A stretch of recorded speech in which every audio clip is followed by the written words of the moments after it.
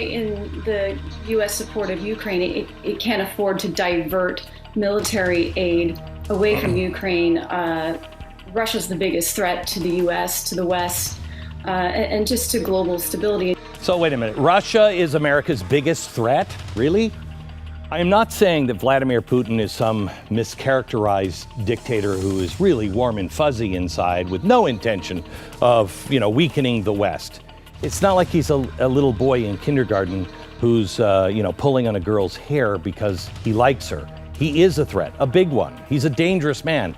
But the obsession with bringing down Putin, it might be just a little misplaced right now. Because Russia's Putin absolutely pales in comparison to the threat we face from China and President Xi. That is the real threat. It's not even a fair matchup. It's like Putin is the guy making fries at McDonald's and Xi is, Gordon Ramsay. Putin's the kid running around, field day with an egg in his spoon, and Xi is Usain Bolt. Putin is me in fashion versus Kendall Jenner, which is really disturbing, both of those things. So forget that one. But Putin is a threat, yes. But Xi certainly is far more powerful, far more capable, and far more closer to infiltrating the U.S. in ways Russia couldn't even imagine. Tonight, I will explain the threats from China. Then later on in the program, joined by Peter Schweizer, the author of Blood Money, why the powerful turn a blind eye, why China kills Americans. He'll tell us exactly why that is, why the far left seems to remain silent about the real biggest threat that we do face.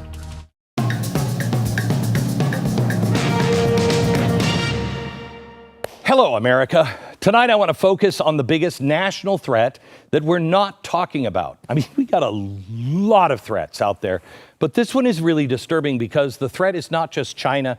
The call is coming from inside the house. The weird thing about this multifaceted threat is that it's not even close to being the dominant narrative that it should be. Instead, mainstream media and our leaders are too often stuck on Donald Trump being the biggest threat, or Russia, and alleged Russian disinformation. Not that disinformation from Russia isn't a problem or a threat.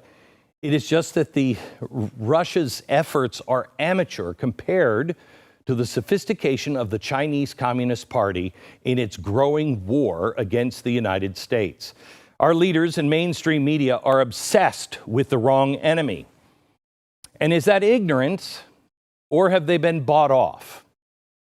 There are individual incidents involving China that get reported and discussed, but there is nowhere near the urgent, sustained focus that this threat requires. Why?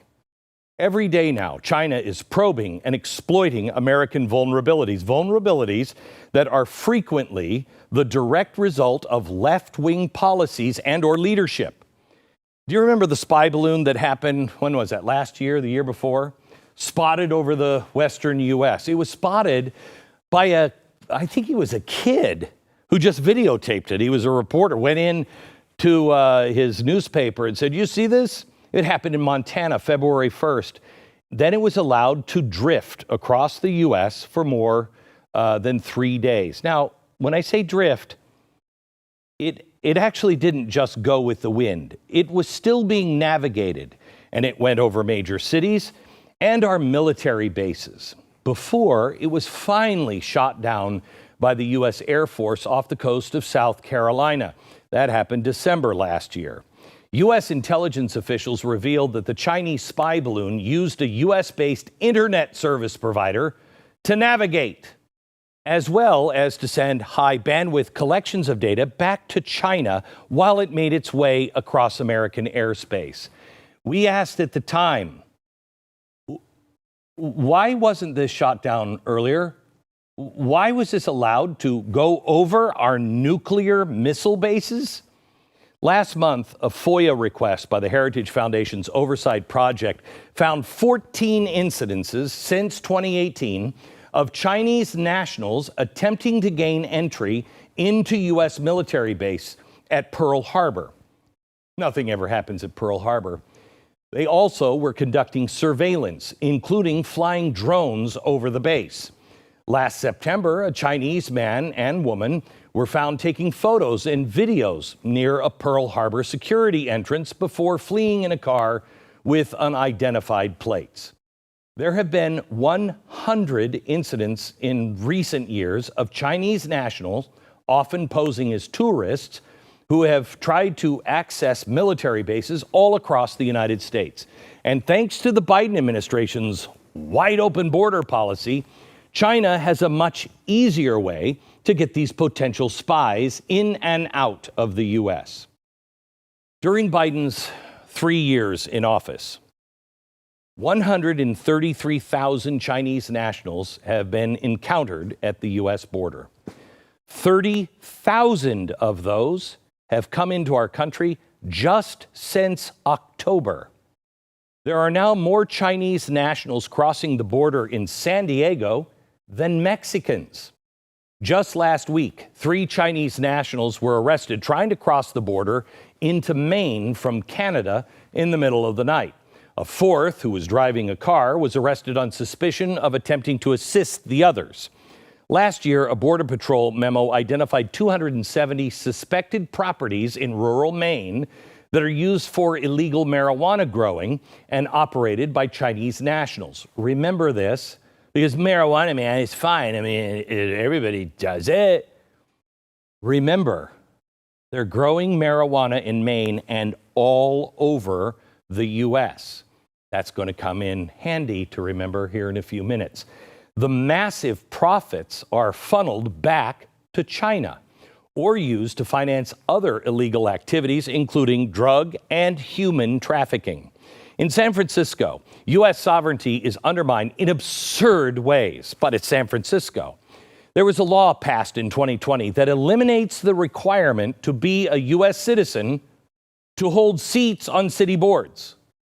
So last month, San Francisco Board of Supervisors unanimously appointed Kelly Wong to the city's Elections Commission. Now, Wong is not an American citizen. She's been in the U.S. since 2019. She's an immigrant rights activist from Hong Kong. Here she is after winning the board appointment, giving an interview in Chinese. 咁就其實喺2年前我嚟到三藩市嘅時候咧，咁我就認識咗好多原來三藩市有好多嘅權利嘅喎，好多權利係好多非公民啊。For all of us who speak Chinese, you know exactly what she was saying. Kelly Wong may have absolutely nothing to do with the Chinese Communist Party. But what if someone in that position did? San Francisco now has someone who is not a U.S. citizen and cannot legally vote in charge of supervising the elections. Regardless where Wong's national loyalties lie, her political loyalty is apparently left-wing because she works for a group called Chinese for Affirmative Action. According to their most recent published annual report, they're funded by the Chan Zuckerberg Initiative, Google, and the Tides Foundation, among other left-wing groups. Then there is one of the most immediately pressing threats to Americans, the Chinese government's hacking operation. Last year, the Chinese military hacked into around 24 U.S. power and water utilities and communications and transportation systems. They breached a water utility in Hawaii, a major port on the West Coast, an oil and gas pipeline, and attempted to hack into the Texas power grid. Despite all of this, in 2022, the Biden administration shut down the China Initiative at the Justice Department. This was a program started by Donald Trump in 2018 to prosecute economic espionage and stop the stealing of intellectual property by Chinese government agents. Why on God's green earth would you shut that down? Why? Left-wing activists said the program allowed the FBI to unfairly target Asian Americans. Really? Cry me a river about being targeted by the FBI. Honestly, the CCP must be in awe of how easy Americans make this. China is flooding the U.S. with such a wide spectrum of attacks that they just tend to blend into the background noise of our national chaos. Too few of these attacks get the sustained attention that they deserve from our media and leaders. Instead, when China's President Xi visited San Francisco last year, remember what happened?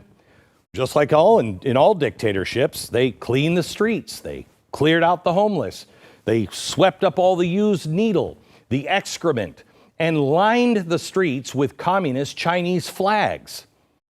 Why is there such a tendency from our leaders to roll out the red carpet for China? Is it their money in business, or is it their money behind the scenes?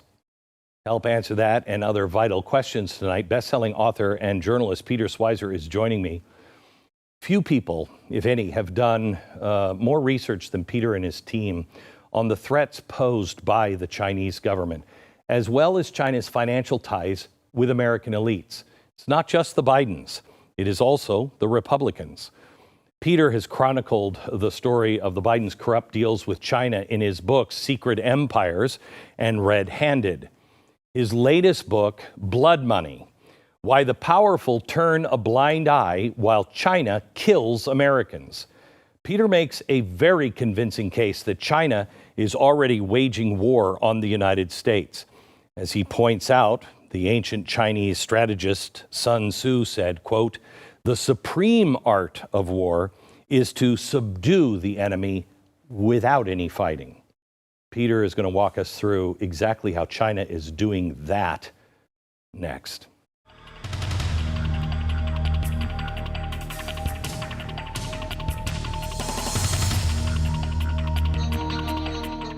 Our sponsor tonight is Jase Medical. Right now, the stage is set for massive shortages of really important goods and services around the world. If you listen to my radio program the other day, I was talking about the Complete Lives system, which is part of Obamacare, that says when there are shortages, then the government needs to get together with experts and decide who gets the medicine, who lives, who dies. That's just the truth. And if we enter an emergency situation from either the WHO or, just plain old us screwing ourselves, you need the Jase case. It's a personalized emergency kit that contains 5 essential antibiotics that treat the most common and deadly bacterial infections. Jase is also continually working to expand their medication offering. So if you have, let's say, a horse that's sick, you could get ivermectin. You can also get things for your blood pressure, heart medicine, diabetes, whatever it is that you and your family need. You can get and personalize this and have a year's worth supply at your home, just to make sure that you don't panic when the unexpected happens. JaseMedical.com. Go there today, enter the code BECK at checkout, discount on your order. It's promo code BECK, JASE Medical.com. I want to welcome to the program good friend and one of the journalists that is definitely in my top 3 journalists of the day. Of course, that's not saying much. There's probably only 3 journalists that are actually doing it now. Peter Schweizer, he's from the Government Accountability Institute. He's the president. He's also written the new book, Blood Money: Why the Powerful Turn a Blind Eye While China Kills Americans. I mean that sincerely, Peter. You are an exceptional journalist that call the shots no matter where the chips fall, let them fall where they may. And that's what a journalist should do. So thank you for that. Thank you, Glenn. You and I talked maybe 2015, 2016, and Biden was still the vice president. And I had said to you, I think this is going to be known, and I was thinking Obama, as the most corrupt administration of all time because nobody was checking on him. Right, okay? right. And you said, no, I'm working on a new book. Biden is the most corrupt politician in U.S. history. That's quite a statement. Yeah. Okay. Yeah. So you published that book. Yeah. And then you published another book about the same stuff. Right. Now you're getting down to the answers, possibly, of like, why do we let the spy balloon go? Right. And more importantly, you're bringing to the party things that are going on now that are literally going to get us all killed. But before that, let me start with China. I know of their unrestricted warfare, but I don't think I've heard of the, disintegration warfare. Yeah. What is that? Explain both for people who don't know. They're very similar. Unrestricted warfare, as you know, came out of a book written in 1999 by two PLA Chinese military officers, and it basically said warfare literally has no rules. It's not just about not bombing civilians. It's anything is on the table as far as what China can use as a tool against the United States. That could be environmental warfare. That could be poisoning the food supply. That could be drug warfare. Sound familiar? So there were no restrictions on it. Disintegration warfare is kind of related to that. It's a twin brother, as it were. What disintegration warfare says is we're going to defeat the United States without actually pretending like we're at war with the United States. We're going to seek the disintegration of the United States. It's basically, if I'm not mistaken, what we did, what Reagan, the Pope, and Thatcher did to the Soviet Union. Yes, in a lot of ways. They rotted them from the inside. Yes, I mean, I would argue the techniques we used were truth and freedom and the appeal of eventual ideas. But you're right, this idea of subversion. Right. The subversion that they're using is really designed to kill Americans, divide Americans, sow chaos and social chaos in our streets because it will undermine us, we'll turn on each other, and it will sap us of our energy and strength, and they will be victorious. Okay, so let's start with just the drug warfare. Right. When I saw the opioid crisis, I thought of the Opium Wars. Right. And went and reread that. I hadn't read it since I was in school. Reread that, and I thought, that was the British taking opium and pushing it into China, trying to get as many people hooked, and China finally bowed. Yeah. And I thought, that's exactly what they're doing now. But you say you have proof. Yeah, I mean, they absolutely view it that way. If you look at the Opium Wars, China went from being a pretty major power in the early 1800s to a century later, it was a weak and divided power. It was estimated that 25% of the entire population of China was hooked on opium. 25%. You can imagine the energy. I wonder what the percentage is now here. Yeah. And other drugs that come from China. Exactly. Yeah, the opioids and the painkillers people are taking. They talk about this and obsess about it all the time in China. And they view what's going on now as an opportunity for revenge on the West. Of course, the United States wasn't involved in the Opium War. I just like to remind them that was British. That was the British, not us. Right, exactly. It was somebody, it was those guys over there. But there were actually Americans that were involved. As I point out in the book, Franklin Delano Roosevelt's grandfather, of course, was actually involved in the trade, the opium trade. But they do view it as warfare. And if you look at the manner in which the flow of fentanyl comes to the United States and now increasingly other drugs, you see that this is Chinese driven, that the drug cartels are the junior partners.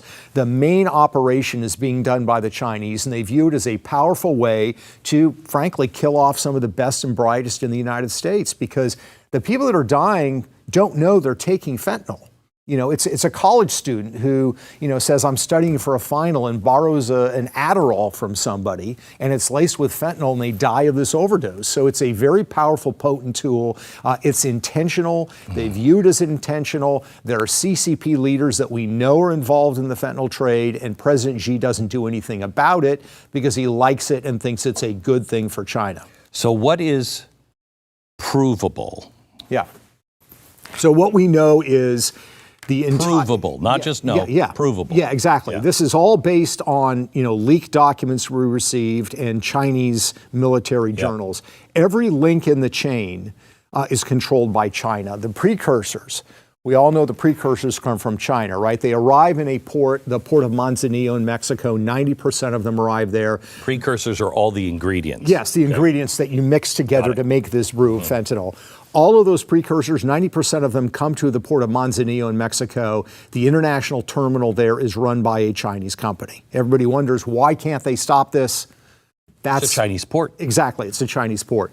Once they have those precursors, they send them to a town in northern Mexico where we know, according to our Department of Homeland Security, 2,000 Chinese nationals live in this Mexican town, and they take these precursors and they create fentanyl.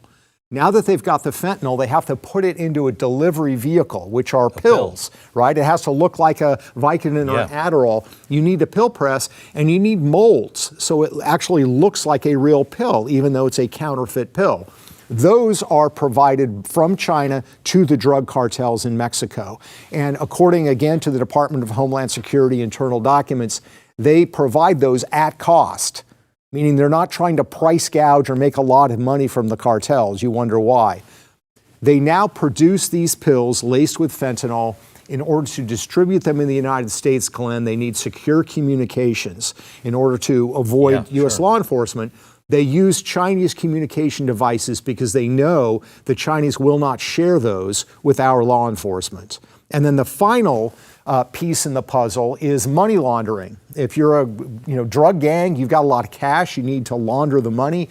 In the days of cocaine, they used to launder that money in Latin American banks. Today, they do it in Chinese state-owned banks, and they often use Chinese students in the United States on education visas to do it. So it is a Chinese operation. The drug cartels are the junior partners. All right, so real quick, our government knows everything. They know all this. Yeah. And they're not acting. Yeah. Is Biden at all connected with any of these Chinese companies, any of these Chinese people? Yeah, I mean, here's the startling thing. And I mean, I didn't think this would be the case, but it's absolutely true. There's 1 degree of separation between the first family of the United States and the drug trade, the fentanyl trade. And it's basically this. The Sinaloa cartel, which are the kings of fentanyl, the most powerful cartel in Mexico, spreading this poison in the United States. They were set up in the fentanyl trade by a Chinese gang called UBG, which is headed by Zhang Anlo, who goes by the name White Wolf, right? You always want to do business with a guy named White Wolf, right? Yeah. So White Wolf has a business partner who gave in 2017 a $5 million interest-free loan to the Bidens, which has, of course, never been paid back. So you have White Wolf, who sets up his gang sets up the Sinaloa cartel in the drug trade. You have his business partner who gives $5 million to the Bidens. Does Joe Biden really want to have a conversation about Chinese involvement in the fentanyl trade? If he does, it's going to blow back on him. And I'm absolutely convinced that's one of the reasons, some of the 5 million reasons why he does not want to talk about this issue or do anything. And it's got to be much bigger than that because there's too many people that are silent on it. Real quick, one other thing. I want to switch gears here. To increase gun violence, you say in your book, the Chinese are importing things into the United States, Glock. Yeah, right? They're smuggling in. It's a small device about this big. It's called an auto sear switch or a Glock switch. Right. And that makes it like the James Bond villains, where it's just a Glock and it's a machine gun. Yes, it converts a normal Glock handgun into a fully automatic machine gun. You can put a 50-round drum magazine on that, and you can, spray all over the place with your weapon. They started smuggling these in 2018. These are highly illegal in the United States. I bet. You can only get one with a federal permit. If you're a felon, forget about it. In 2018, according to ATF and other government agencies, the Chinese started smuggling them into the United States, selling them explicitly to criminal gangs and felons in the United States. And now we've had this epidemic of machine gun fire on the streets of America. And nobody is pointing to the Chinese. Nobody is pointing to the Chinese. And what we get out of the Biden administration is, let's take away the Second Amendment rights of ordinary law-abiding Americans, but let's not talk about the fact that China is flooding our streets and giving criminal gangs these highly potent tools. Okay, after a quick break, how China is working with left-wing groups in America to create social chaos, plus what every American should know about TikTok.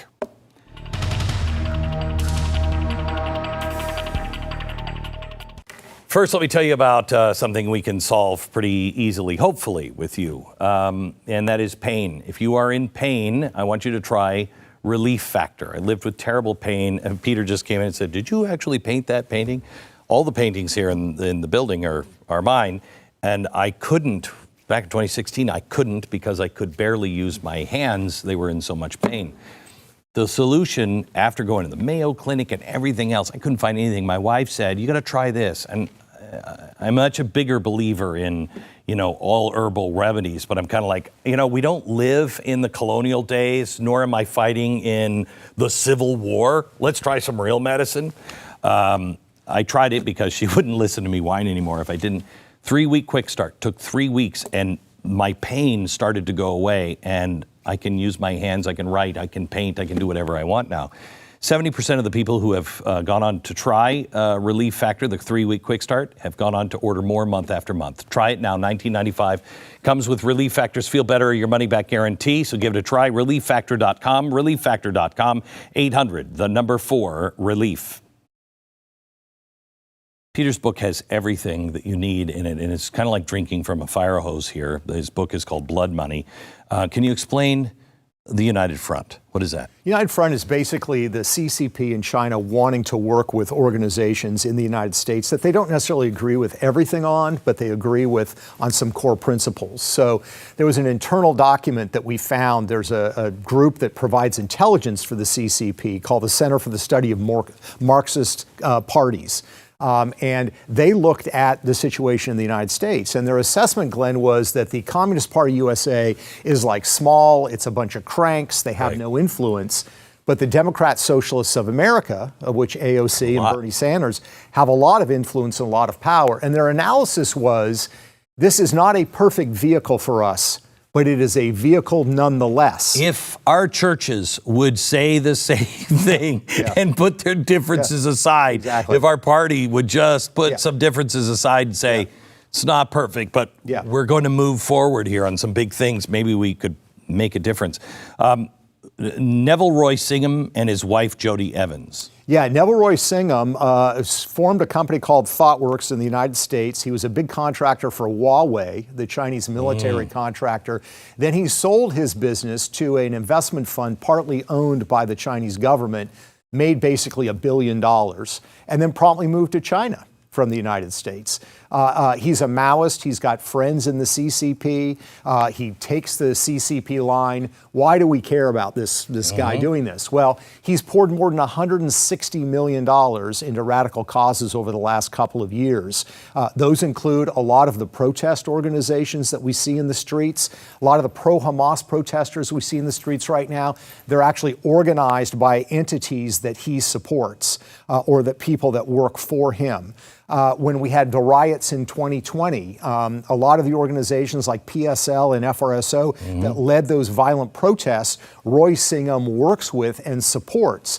So we want to view this all through the prism of race conflict in the United States or the Middle East. Actually, the common denominator is Roy Singham living in China and working with China. Okay, so there's something else you go into in the book. We're just covering so much ground so quickly.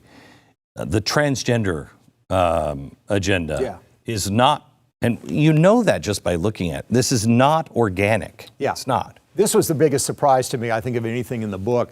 Two of the biggest funders of the radical transgender movement in America are actually Chinese-based billionaires. I didn't know that. Yeah, one of them is Roy Singham. His organization, through the People's Forum, has done a lot to support the radical transgender movement. The other one is Joe Tsai. Joe Tsai is the co-founder of Alibaba, which is a massive company. He has poured tens of millions of dollars into the trans movement. Are either of them No. Just big fans of trans? They are not trans themselves. There's no evidence. They have family members that are trans. But here, I think, is the kicker, Glenn. Both of them advocate strongly for these rights in the United States. They never bring them up in China. They never bring them up in China, where I think by anybody's calculation, the situation on gay rights and trans would be far more severe than it would be in the United States. So let me just play devil's advocate. Yeah. Well, they actually believe in it, and here's the only place they can do it, and they're hoping that the West would get strong, and that would then change China. Well, it could be, but the problem is that both of them take pro-CCP positions. I mean, to the toe the party line, there's no divergence. And the CCP has said they don't even want effeminate characters on television because it's going to demasculate China. So it seems to me quite absurd to say, I love the CCP, I'm all in. Yeah. But I'm in favor of these trans rights. I think the more logical explanation is they view this as a form of warfare against the United States. So there was a revelation and a bunch of information that came out. I'm trying to remember who came out with it just a few weeks ago, and they were talking about how the Five Eyes are now joining together and doing cognitive warfare on, we're doing it for Britain and Britain's doing it for us here. Yeah. And the Chinese are doing cognitive warfare as well. Yeah, they view cognitive warfare as really what's going to determine who wins the next war. They don't think it's going to be tanks or it's going to be aircraft carriers. It's going to be cognitive warfare. Who controls the mind? Who influences the mind? And they're very, very optimistic. I quote from them in the book about how TikTok is, in the words of one of their military officials, the Trojan horse with which they are piercing the United States. And they're saying that openly. They're saying that openly amongst themselves. Yeah. Why are we so damn stupid? I think there's stupidity. I also think there are a lot of people, I named some of them in the book, who are being paid large sums of money to shill for TikTok and for ByteDance. They've got probably a dozen former U.S. senators and congressmen on the payroll. They've hired Barack Obama's top advisors. They've hired some of Trump's former top advisors who are all getting paid to say there's nothing wrong with TikTok. The problem is they already have a plan and they are enacting the plan and they describe in detail, again, don't take my word for it, look at what they're saying as to how this tool works. How does it work? It works very simply. You've got to be subtle about it, direct about it, but you want to tear down young people's views of their country's history. You want to tear down national symbols. Does this sound interesting? Sound familiar? And then you want to replace them with your values. And above all, you want to appeal to emotion. Because as they say, when a young person feels emotional about something, they believe it's their own selfish, righteous indignation, even though they got it from somewhere else. And once they have that, they are now convinced they're not being manipulated. Now they're malleable in your hands. That's the way that these propagandists do it and describe it. And they see that TikTok is this sort of superhighway to America's young people. Here's the thing, ByteDance, which controls TikTok, it's the parent company, has a joint venture. ByteDance also does movies. Yes. ByteDance does, absolutely. Big movies. Yeah, but ByteDance is right now has been doing a joint venture with the Chinese Ministry of State Security, looking at how you can manipulate people on online media. ByteDance is doing that. This is the parent company that millions of Americans are allowing free access to their children through TikTok. That, to me, is absolute insanity. And what you have in the Biden administration is no interest in dealing with this. I mean, at least Donald Trump said, we're going to force the sale of this, which would have been at least a solution, I think. Biden stepped back from that. I think part of the reason is because he's got some very powerful donors at the Carlyle Group and elsewhere that have major stakes in this company. And they stand to lose a lot of money if TikTok is banned or if the sale is forced. So Joe Biden has chosen that expediency over the health of America's young people. And unfortunately, there are some Republicans as well that are taking the same line. Name them. So the Club for Growth, which is an organization that is very libertarian. And I would probably agree with them on 90% of it. Me too. One of their biggest donors is a guy named Jeff Yass. He's an investment gentleman in Pennsylvania. Jeff Yass, it's estimated, could have his stake, which is about 20% of ByteDance, could amount to $100 billion.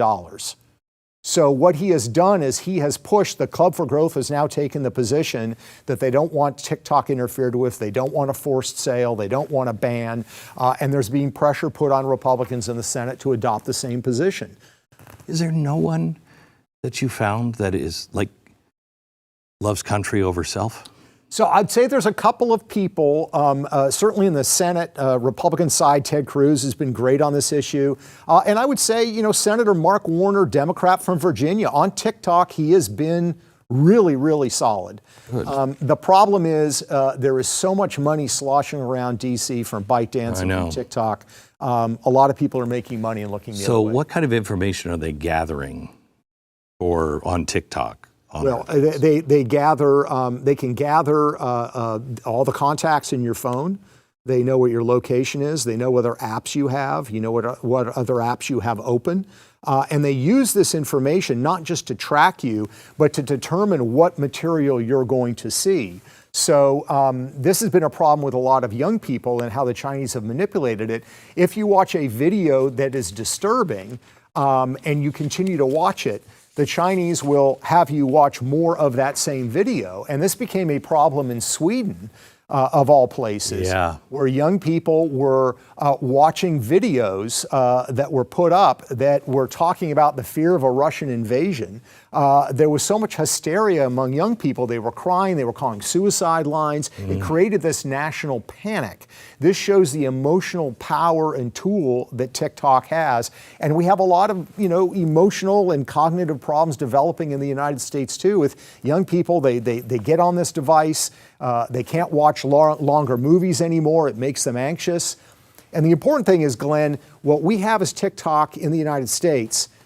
The sister app is called Douyin in China. It's nothing like TikTok. Nothing like TikTok. Nothing. If you've ever gone to Instagram or anything, you've seen these brilliant children playing the piano and people doing just amazing things. That's what they feed their people. Yes. Our kids get cotton candy. They get the person in blue hair screaming about something. And what they get is art, history, culture, learn this new skill, engineering, et cetera. And this is part of the cognitive warfare, the term that they use. They're saying, what is the next generation in both countries going to look like? Just based on what they're being exposed to in social media. God help us. God help us. All right, back in just a minute with Peter Schweizer to discuss Hollywood's collaboration with the Chinese Communist Party and to get his read on the Biden impeachment inquiry. We'll do that in a second.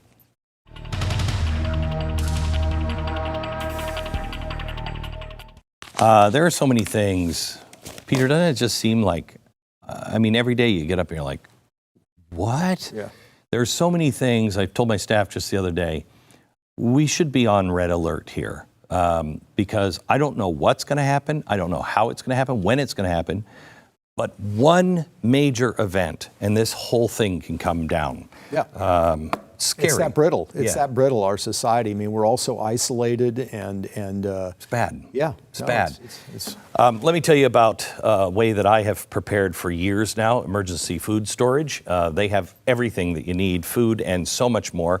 Company that I have trusted for years now is My Patriot Supply. My Patriot Supply has helped millions of American families prepare for whatever might come their way. And many of them start with a 4-week emergency food kit. You should have at least 4 weeks of food in your house for each member of your family. There are 16 food and drink varieties. The meals are 2,000 calories every day, so you can get through the emergency situation. It has breakfast, lunch, dinner, snacks, drinks, desserts. It's everything, and it's actually good, and they will last up to 25 years in storage. Maybe most importantly, the food is really good.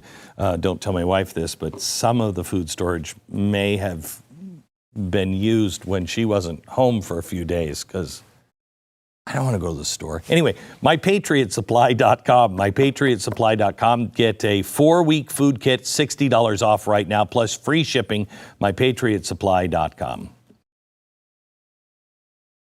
So in your book, Blood Money, you actually quote a line that the Chinese have in a military textbook, the need to use media to win the propaganda war. The quote is, "The crumbling of the regime always starts in the realm of ideas." They have had their hooks into Hollywood for a long time. It started with just editing things out. Right. Okay? But now it's not that way, is it? Right. No, it's actually adding things in that are, of course, always pro-CCP. And not just in the films as they're shown in China, but as they're shown in the United States. So, of course, Steven Spielberg has done this, Amblin Entertainment, Paramount. All the major studios have these co-finance deals where the Chinese put in capital funds, but, of course, then they get to determine what's in the script. Sure. And that's when you'll see, like Paramount, you'll see The Mountain, and then after that, you'll see ByteDance. Right, exactly. You'll see the co-financier. So you look at some of the big blockbusters that we've had over the last, 10 years, and you see the pattern. Matt Damon movie, The Martian, where remember he's trapped on Mars. How does he end up getting rescued? He gets rescued by NASA because NASA is given advanced technology from who? The Chinese. That's how he's rescued. That was put in there because the film was co-financed by the Chinese, and they wanted that part of the story narrative. Same thing happened in Transformers. Same thing happens in a lot of these films. Kung Fu Panda 3, which of course Steven Spielberg executive produced. The first two Kung Fu Panda movies were about, the panda bear sort of improving his skill sets, become a better individual. Lessons in that, yes. Kung Fu Panda 3 was about the collective. Don't stand out from the crowd. Be part of the group. Be part of the collective. And the film kind of ends with this sort of almost peasants' war where the villagers kind of rise up. That, again, was financed by the Chinese, and the script was changed because that's how China wanted that script done. So this is being embedded along with what's happening on social media with TikTok. This is what's happening with films. It's also happening in video games as well. Many video game companies are now owned by China. Talk to me about the political connections. I know Adam Schiff is deep in this, Gavin Newsom. Yeah. Mitch McConnell. Yeah, they all have various ties to Chinese individual networks that I think are problematic and prevent them from talking about these issues. Gavin Newsom, governor of California, will not call out China on fentanyl. He went there on a trip. He said, I raised fentanyl, but there was no finger pointing because we can't have finger pointing with the Chinese. It's your presses, your money, your people, your ingredients. Exactly right. But otherwise, they're totally uninvolved. Right. So he won't finger point. Well, what is his history? His history is a long association with Chinese organized crime figures. And I don't say that loosely. When he was mayor of San Francisco, he appointed as the head of Chinatown Economic Development a guy who was a dragonhead, that is a mafia leader in Chinese organized crime. His name was Alan Leung. He became friends with another dragonhead, a guy who went by the name Shrimp Boy. I mean, the name alone, you'd wonder, why is this guy calling himself Shrimp Boy? He was also a dragonhead in organized crime. Gavin Newsom gave money from taxpayer money from San Francisco to this guy's nonprofit until people in the Chinese community says, you can't do this. Why this is the Godfather just in San Francisco with the Chinese instead of the Italians. Well, yeah, exactly. And he had on his transition team yet another guy who was involved with Chinese organized crime who went to jail on a murder for hire plot. Oh, my gosh. These are all organized criminals involved in the drug trade. When he was mayor of San Francisco, Glenn, he also set up something called China SF to bring China investment dollars to San Francisco. Gavin Newsom signed his name. He picked a partner in China whose name is Vincent Lo. Vincent Lo was already publicly known to be associated with Chinese organized crime, and yet that's who he picked to partner with him. And lo and behold, some of the early businesses that came and invested in San Francisco through this scheme were tied to Chinese organized crime. So does Gavin Newsom really want to have a conversation about this? No, he doesn't. Adam Schiff. Adam Schiff has received money from guys that are now international fugitives who were involved in money laundering for Chinese organized crime. He never talks about this. The fentanyl deaths in his district have gone up 1,200% from 2016 to the present. He will not call out China on the fentanyl trade, and I believe it's because of these embarrassing ties that he has to these networks. So, Peter, you and I are both, you might actually be a historian, but I'm not. I'm just a history lover. This is different than the corruption that I have seen in the past. Yeah. This corruption leads to the destruction and the death, literal death of Americans. Yeah. This is, Hollywood did the same thing with the Germans. The Germans had the next biggest cinema group. You know, it was the United States, and then the next group of people that went to the movies like us was Germany. And Germany and the Nazis poured money into Hollywood. They've done that before. But this from our politicians, getting in bed with these people and then turning a blind eye to this is more than criminal. Yeah. Do you agree? Yeah. I mean, is there anything in history that compares to this? No, there's not. There's not. And, you know, it's easy to say, oh, well, they're doing it for the money. But, you know, really, for most people, I think you couldn't pay them enough money to engage in this kind of behavior. And yet that's exactly what is going on. And it's a problem on both sides of the aisle. Mitch McConnell, you know, we've talked about Mitch McConnell before, but Mitch McConnell, his wife Elaine Chao, she's involved with the Foremost Shipping Group. The Chinese government has made that shipping group enormously successful. They buy their ships for them. They finance the construction of those ships. They provide crews for those ships. Gosh. And they give them contracts. And so they've made this business very, very successful. So if Mitch McConnell were to stand up in the U.S. Senate and say something critical of the Chinese, or actually do something that damages China, they could destroy the family shipping business overnight. And so he's just simply not going to do it. So you look at all of the things, they're in everything, right? They're in our universities. They've captured our politicians. They've captured our cities. They've captured our kids through TikTok. They're capturing Americans over the border with the drugs that are coming in. After looking at all of these, where do you think we should start? How do we take this apart?